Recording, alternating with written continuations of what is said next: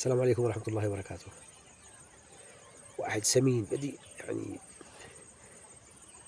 فراح عند الدكتور قال له يا دكتور أنا تشوف أنا سمين، السمن هذا أتعبنا يعني مرة، اشتيك تعمل لي حل. فقال له الدكتور خلاص على مسؤوليتي بس بشرط. قال له ايش؟ قال تسمع كلامي تمام وتنفذه.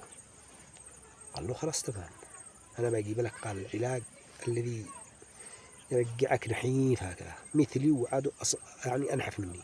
قال خلاص تمام بعدك.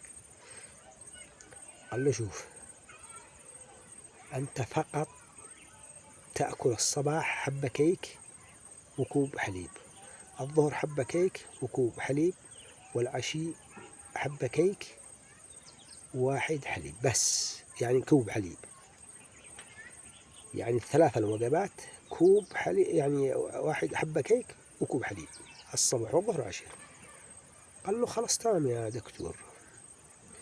فقال ها يا دكتور يا دكتور. قال له ايش؟